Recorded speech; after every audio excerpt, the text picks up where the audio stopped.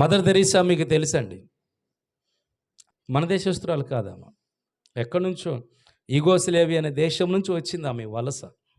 ఎందుకు? ఉపాధి కోసం రాలేదండి, పని చేసుకోవడానికి రాలా, 4 రూపాయలు సంపాదించుకోవడానికి రాలేదు.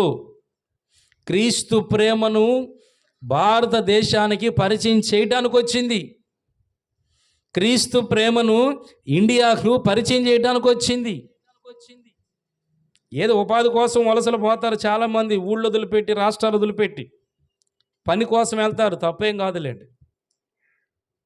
ఆమె కూడా వలస వచ్చింది, వేరే దేశస్తురాలు, వేరే దేశం నుంచి వలస వచ్చింది. ఎందుకో తెలుసా?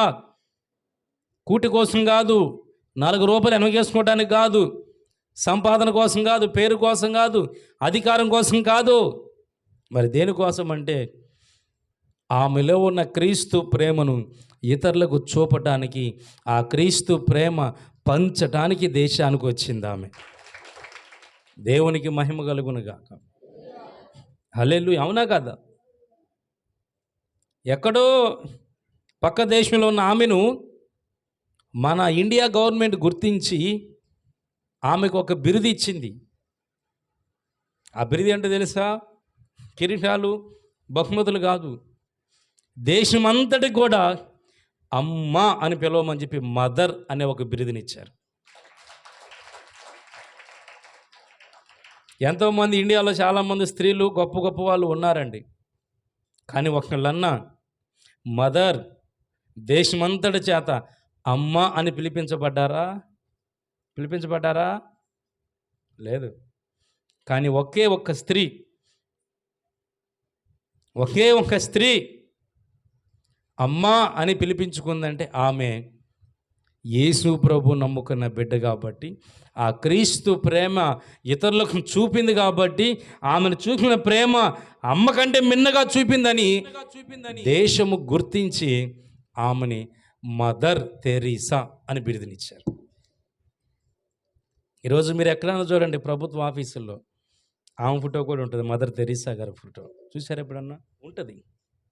ఆమె ఏమన్నా నాయకురాలా? ప్రధానికి చేసిందా? ముఖ్యమంత్రికి చేసింది? ఏం లేదు. క్రీస్తు ప్రేమ లోకానికి చూపిందండి, అంతే. నేను చెప్పనా? క్రీస్తు ప్రేమను కనుక నువ్వు కూడా లోకానికి చూపగలిగితే, దేవుడు ఆమెను ఎలా ఘనపరిచాడో నిన్ను కూడా నీ ఉంటున్న సమాజంలో కావచ్చు, నువ్వు ఉంటున్న ప్రాంతంలో కావచ్చు, నా దేవుడు ఘనపరిచి ఒక ఉన్నతమైన అంతస్తు దేవుడిస్తాడు. ఎప్పుడో తెలుసా? క్రీస్తు ప్రేమను నువ్వు ప్రకటించినప్పుడు, లేదా క్రీస్తు ప్రేమను ఇతరులకు చూపినప్పుడు, క్రీస్తు ప్రేమతో నింపబడినప్పుడు, ఎదుటివారిని ప్రేమించినప్పుడు, పొరుగువారిని ప్రేమించినప్పుడు దేవుడు అటువంటి ఘనత కూడా నీకు ఇస్తాడు. ఆమేన్. యేసు ప్రభు నమ్ముకొని భక్తి చేస్తున్నాం కానండి, యేసయ్య ప్రేమ మనలో ఇంకా సమృద్ధిగా లేదు. పేరుకేమో దేవుని బిడ్డలం, మనం పేరుకేమో దేవుని బిడ్డలం, కానీ మనలో దేవుని ప్రేమ లేదు. కారణం ఏంటి? ప్రభు నమ్ముకున్నాం, ప్రభుని ఆరాధిస్తున్నాం, ప్రభుని సేవిస్తున్నాం, కానీ మనలో క్రీస్తు ప్రేమ ఇంకా మనలో సమృద్ధిగా నిండి ఉండలేదు. అందుకని వాక్యం అంటుంది, ఆజ్ఞని కాడి ఎత్తుకోండి. ఆజ్ఞ ఏంటో తెలుసా? క్రీస్తు ప్రేమతో నింపబడి, క్రీస్తు ప్రేమతో మీరు నింపబడి మొదట ఆ క్రీస్తు ప్రేమను ఇతరులకు పంచండి, పొరుగు వారిని ప్రేమించండి అని చెప్పాడు. ఇప్పుడు ఇది తేలిగ్గా ఉంటుందా, భారంగా ఉంటుందా? దీనికి ఏమైనా పెట్టుబడి పెట్టాలండి? ప్రదక్షిణలు ఏమైనా చేయాలండి? ఏమన్నా ఫీట్లు ఫాట్లు ఏమైనా చేయాలండి? ఏం లేదు కదా. మనస్సు మార్చుకుంటే చాలు. పెట్టుబడి లేదు, నడిచేది లేదు, శరీరానికి చాకిరీ లేదు, ఏం లేదు. మొదట నువ్వు దేవుని ప్రేమతో నింపబడు. యేసయ్య నా కొరకు ప్రాణం పెట్టి చనిపోయాడు, యేసు నా కొరకు చనిపోయాడు. యేసు నన్ను ప్రేమిస్తున్నాడు అని గుర్తుపట్టి ముందు ఆ దేవుని ప్రేమతో మొదట నువ్వు నింపబడి ఆ ప్రేమతో ఇతరులను ప్రేమించు, ఇతరులను గౌరవించు. చాలు, దేవుడు సంతోషిస్తాడు. ఇప్పుడు చెప్పండి, ఎంతమంది ఈ ఆజ్ఞ అనే కాడెత్తుకొని తిరుగుతున్నారు? దేవునికి మహిమ కలుగునుగాక. హల్లెలూయా. క్రీస్తు ప్రేమను ప్రకటిస్తున్నారా? చూపుతున్నారా? క్రియల్లో పొరుగు వారిని ప్రేమిస్తున్నారా? ప్రేమిస్తే నువ్వు ప్రార్థన చేస్తావు వాళ్ళ కోసం. గుర్తుపెట్టుకో, మరి పొరుగు వారిని నువ్వు ప్రేమిస్తే వాళ్ళ కోసం ప్రార్థన చేస్తావు. పొరుగు వారిని నువ్వు ప్రేమిస్తే వాళ్ళ బాగోగులు తెలుసుకుంటావు. పొరుగు వారిని నువ్వు ప్రేమిస్తే వాళ్ళు ఏ స్థితిలో ఉన్నారో తెలుసుకొని ప్రార్థన చేసి దేవుని దగ్గర మొర్రపెట్టి వారి సమస్యను సేకరించి దైవజనుడికి ఇచ్చి దైవజన్ ద్వారా ప్రార్థన కూడా చేపిస్తావు ప్రేమిస్తే. మరి ఏం జరుగుతున్నాయా?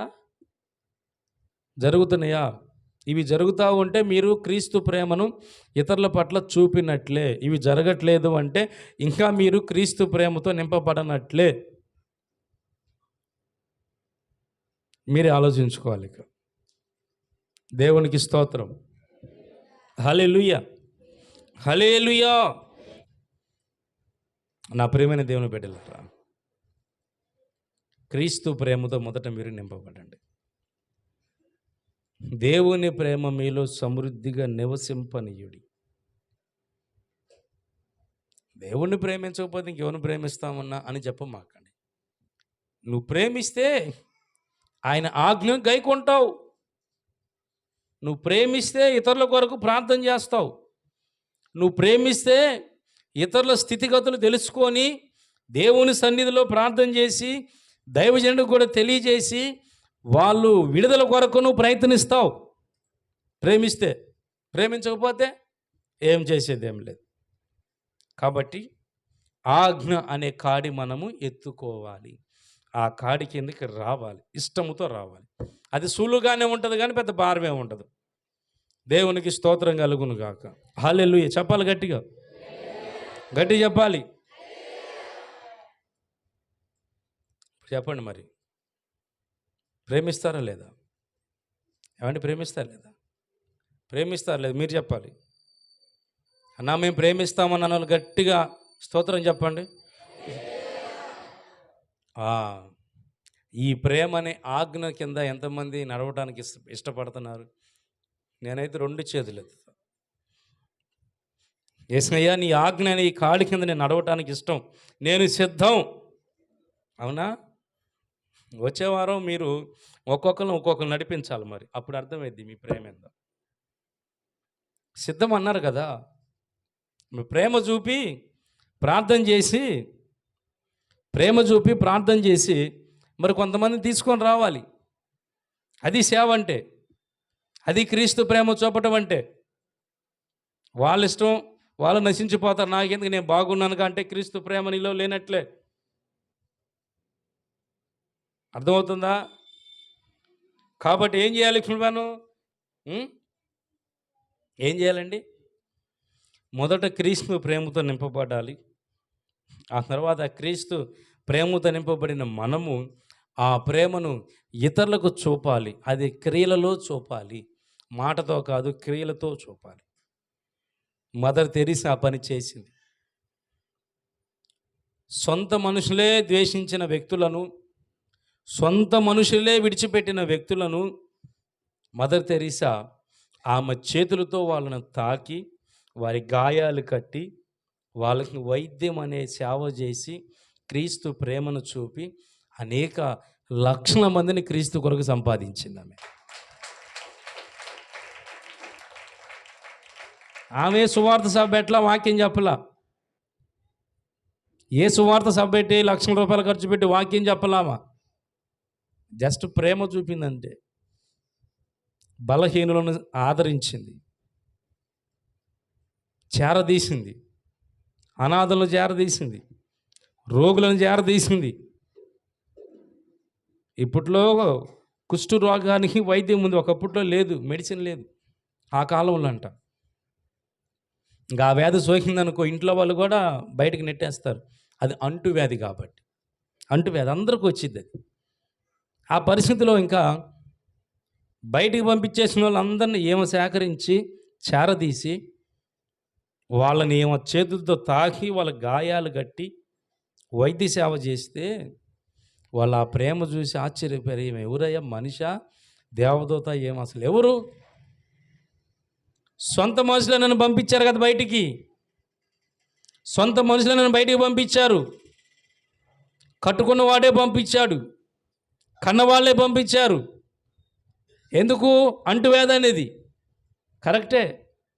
మరి ఏమెవరు, ఈమెకి నాకేంటి సంబంధం అంటే ఒకటే, ఆమెకి నీకు సంబంధం ఏంటంటే నిన్ను సృష్టించిన దేవుడే ఆమెను సృష్టించాడు.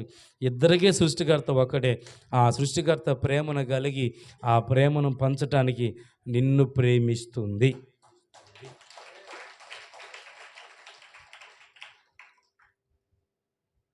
ఏమంటే ఎంతమంది, కొన్ని లక్షల మందికి ఆ ప్రేమ చూపి ఈరోజు పశ్చిమ బెంగాల్ రాష్ట్రంలో కోల్కతా నగరంలో మదర్ తెరీసా ఫౌండేషన్ ఇప్పటికీ ఉందండి, ఇప్పటికీ ఉంది. ఆమె చేసిన సేవ ఇప్పటికీ శేషంగా మిగిలి ఉంది. ఆమె చూపిన ప్రేమ శేషంగా ఇప్పటికీ మిగిలి ఉంది. మరి మనము ఇంట్లో వాళ్ళే ప్రేమించమా, ఇంకా ఇది ఎదుటి వారిని ఏం ప్రేమిస్తామండి? ఇంట్లో ఉన్న వాళ్ళే సరిగా ప్రేమించం, అగౌరవంగా ప్రవర్తిస్తాం, గౌరవం ఉండదు, ప్రేమ ఉండదు, సమాధానం ఉండదు. ఇంకా మిగతా వాళ్ళు ఎప్పుడు ప్రేమించాలండి? అవునా కాదా?